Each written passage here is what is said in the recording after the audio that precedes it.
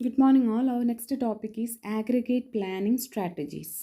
Aggregate plan എന്താണെന്ന് നമ്മൾ പറഞ്ഞിട്ടുണ്ടായിരുന്നു. ഒരു ഓർഗനൈസേഷൻ്റെ എല്ലാ ഏരിയസിനെയും കൺസിഡർ ചെയ്യുന്ന ടോട്ടലായിട്ട് വരുന്നൊരു പ്ലാനിനെയാണ് നമ്മൾ ആഗ്രിഗേറ്റ്, എല്ലാം കൂടെ ഇൻറ്റഗ്രേറ്റ് ചെയ്തൊരു പ്ലാനിനെയാണ് ആഗ്രിഗേറ്റ് പ്ലാനിംഗ് എന്ന് പറയുന്നത്. അപ്പോൾ അതൊരു 6 to 18 months ഡ്യൂറേഷനിലേക്കാണ് സാധാരണ അങ്ങനത്തെ ഒരു പ്ലാന് നമ്മൾ ഫോം ചെയ്യുക. അപ്പോൾ അങ്ങനത്തെ പ്ലാൻ ചെയ്യുമ്പോൾ അത് ഏതൊക്കെ രീതിയിൽ ചെയ്യാം, അല്ലെങ്കിൽ അത് ഏതൊക്കെ ലെവലിൽ ചെയ്യാം എന്നുള്ളതാണ് സ്ട്രാറ്റജീസ് കൊണ്ട് ഉദ്ദേശിക്കുന്നത്. അപ്പോൾ നമുക്ക് നോക്കാം ആഗ്രിഗേറ്റ് പ്ലാനിംഗ് സ്ട്രാറ്റജീസ് ഏതൊക്കെയാണെന്ന്. First one, level strategy. A level strategy seeks to produce an aggregate plan that maintains a steady production rate and a steady employment level. It aims to maintain constant output rate, production rate, and thereof constant workforce level over the planning period.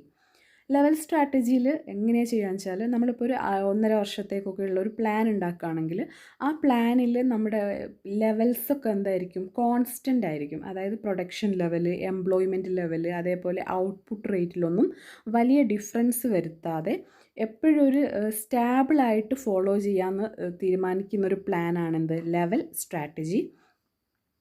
അപ്പോൾ അതിൻ്റെ advantages ആയിട്ട് നമുക്ക് പറയാൻ പറ്റും എന്താണ്, ഒരു study work force ഉണ്ടാവും. അതായത് വർക്ക് ഫോഴ്സിന് അധികം സ്ട്രെസ്സൊന്നും വരില്ല, കാരണം ആ ഒരു സമയത്തേക്ക് അത്രയും വർക്ക് ഫോഴ്സിനെ മെയിൻറ്റെയിൻ ചെയ്യും. പിന്നെ allows a firm to maintain a constant level of output and meet the demand of market. അതായത് നമ്മൾ ഷോർട്ട് ടേം ആയിട്ടുണ്ടായിരിക്കുന്ന ഡിമാൻഡ് ഫ്ലക്ച്വേഷൻ ഒന്നും അനുസരിച്ച് മാറ്റം വരുത്താതെ സ്റ്റാബിളായിട്ടുള്ള ഒരു ലെവൽ ഓഫ് ഔട്ട്പുട്ട് മെയിൻറ്റെയിൻ ചെയ്യും. And this is desirable from an employee relation standpoint. അതായത് എംപ്ലോയീസിനെ സംബന്ധിച്ചിടത്തോളം ഏറ്റവും കംഫർട്ടബിൾ ആയിട്ടുള്ള ഒരു സ്ട്രാറ്റജിയാണ് എന്ത്, ലെവൽ സ്ട്രാറ്റജി. അതായത് നമ്മൾ പെട്ടെന്ന് മാർക്കറ്റിൽ ഒരു ഷോർട്ട് ഫോൾ, ഡിമാൻഡിൽ ഒരു കുറവ് വരികയാണെങ്കിൽ അതിനനുസരിച്ച് വർക്ക് ഫോഴ്സിൽ അഡ്ജസ്റ്റ്മെൻറ്റ്, വർക്ക് ഫോഴ്സ് കുറയ്ക്കുക എന്നുള്ള ഒരു രീതിയല്ല ലെവൽ സ്ട്രാറ്റജിയിൽ ഫോളോ ചെയ്യുന്നത്. പ്ലാനിങ് പീരീഡിൽ എല്ലാ കാര്യങ്ങളും ഒരു സ്റ്റാബിളായിട്ട് കോൺസ്റ്റൻ്റ് ആയിട്ട് മെയിൻറ്റെയിൻ ചെയ്യുന്നതാണ് ലെവൽ സ്ട്രാറ്റജി. പിന്നെ ലെവൽ സ്ട്രാറ്റജിയുടെ ഒരു ലിമിറ്റേഷനായിട്ട് പറയാൻ പറ്റുന്നത് ഇൻവെൻറ്ററി ആയിട്ടാണ്. കാരണം എന്താണ്, ഇങ്ങനെ ഒരു കുറവൊക്കെ വരുമ്പം മാറ്റം വരുത്താത്തതുകൊണ്ട് തന്നെ ചിലപ്പോൾ നമ്മൾ എന്താണ്, ഇൻവെൻറ്ററി കുറച്ചും കൂടെ ഇൻവെൻറ്ററിയിൽ കുറച്ചും കൂടെ കോസ്റ്റ് നമുക്ക് വരും. ഇൻവെൻറ്ററി ആവശ്യമില്ലാതെ സ്റ്റോക്ക് ചെയ്യുന്ന സിറ്റുവേഷൻസ് ഷോർട്ട് ടേമിലേക്കാണെങ്കിലും വരാനുള്ള ചാൻസ് ഉണ്ട്. Negative results of the level strategy would include the cost of excess inventory, subcontracting or overtime cost, and backorder cost, which typically are the cost of increasing orders and the loss of customer goodwill. അപ്പോൾ നമ്മളിങ്ങനെ എന്താ പറയുക, keep on changing അല്ലാത്തതുകൊണ്ടിട്ട് തന്നെ അതിൻ്റെ ചെറിയ പ്രശ്നങ്ങൾ ഇൻവെൻറ്ററിയിലും നമ്മൾ മാർക്കറ്റിൽ ഓർഡർ പോകുന്നതിലൊക്കെ വരാനുള്ള ചാൻസ് ഉണ്ട്. അതാണ് ലെവൽ സ്ട്രാറ്റജിയുടെ ഒരു ലിമിറ്റേഷൻ. ലെവൽ മെയിൻറ്റെയിൻ ചെയ്ത് പോകുന്ന ഒരു സ്ട്രാറ്റജിയാണ് level strategy.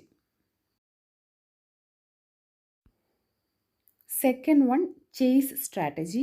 The objective of this method is to set production equal to forecasted demand. The monthly production is equal to the necessary production and the company is going to adjust capacity by varying workforce levels through hiring or laying off and back orders. അതായത് chase strategy എന്ന് പറഞ്ഞാൽ നേരത്തെ നമ്മൾ constant ആയിട്ട് follow ചെയ്യുന്നതായിരുന്നു പറഞ്ഞത്. ഇവിടെ എന്താണെന്ന് വെച്ചാൽ production is equal to forecasted demand. അതായത് ഫോർകാസ്റ്റഡ് ഡിമാൻഡ് ഓരോ മന്തിലും നമ്മൾ മാർക്കറ്റ് അനലൈസ് ചെയ്തിട്ട് നമുക്ക് എത്ര ഡിമാൻഡ് വരുന്നു ഫോർകാസ്റ്റ് ചെയ്യുക. അതിനനുസരിച്ച് നമ്മുടെ വർക്ക് ഫോഴ്സിൽ മാറ്റം വരുത്തുക, ഇൻവെൻറ്ററിയിൽ മാറ്റം വരുത്തുക. ഈ ഒരു കാര്യങ്ങളാണ് ചേസ് സ്ട്രാറ്റജിയിൽ ഫോളോ ചെയ്യുന്നത്. വർക്ക് ഫോഴ്സ് ലെവൽസിൽ എന്ത് മാറ്റം വരുത്തും, നമുക്ക് കൂടുതൽ ഡിമാൻഡ് ഉണ്ട്, കൂടുതൽ പ്രൊഡക്ഷൻ ചെയ്യണമെങ്കിൽ അതിനനുസരിച്ച് പുതിയ ആളുകളെ ഹയർ ചെയ്യും. അല്ലെങ്കിൽ കുറയ്ക്കുകയാണ് ചെയ്യുന്നതെങ്കിൽ നമ്മൾ ഉള്ള എംപ്ലോയീസിനെ കുറച്ച് ഒഴിവാക്കും, ലേയിങ് ഓഫ് ചെയ്യും. അപ്പോൾ അതുകൊണ്ടിട്ട് തന്നെ എംപ്ലോയീസിന് എപ്പോഴും ഒരു സ്ട്രെസ്സായിരിക്കും. കാരണം മാർക്കറ്റിൽ അവരുടെ പ്രോഡക്റ്റിന് ഡിമാൻഡ് കുറയുക അല്ലെങ്കിൽ അങ്ങനത്തെ എന്തെങ്കിലും ഇഷ്യൂസ് വരുമ്പോൾ അത് അവരുടെ ജോബിൻ്റെ സെക്യൂരിറ്റിയെ എഫക്റ്റ് ചെയ്യുന്നതുകൊണ്ടിട്ട് തന്നെ എംപ്ലോയീസിനൊരു സ്ട്രെസ്ഫുൾ ആയിട്ടുള്ള ഒരു സ്ട്രാറ്റജിയാണ് എന്ത്, ചേസ് സ്ട്രാറ്റജി. അപ്പോൾ ഇതിൻ്റെ അഡ്വാൻറ്റേജ് നോക്കാം. Advantage of chase strategy is lower inventory levels and backlogs, it allows inventory to be held to the lowest level possibles. അതായത് എത്ര വേണോ അത്ര മാത്രമേ നമ്മളിപ്പോൾ ഓരോ മന്ത് എന്നുള്ള രീതിയിൽ അനലൈസ് ചെയ്യുന്നതുകൊണ്ട് തന്നെ ഒരിക്കലും അൺനെസസറി ആയിട്ട് ഇൻവെൻ്ററി സ്റ്റോക്ക് ചെയ്യേണ്ട കേസ് വരില്ല. അപ്പോൾ ഇൻവെൻ്ററിയിലുള്ള കോസ്റ്റ് മാക്സിമം കുറയ്ക്കാൻ പറ്റും. And for some firms, this is considerable savings. Most firms follow the just-in-time production concept, utilize a chase strategy approach to aggregate planning. അപ്പോൾ ഇതൊരു ജസ്റ്റ് ഇൻ ടൈം, അതായത് നമുക്ക് എപ്പോഴാണോ പ്രൊഡക്ഷൻ വേണ്ടത് അപ്പോൾ മാത്രം ഇൻവെൻ്ററി എത്തുന്ന ആ ഒരു സിസ്റ്റമാണ് ഇതിൽ ഫോളോ ചെയ്യുന്നത്.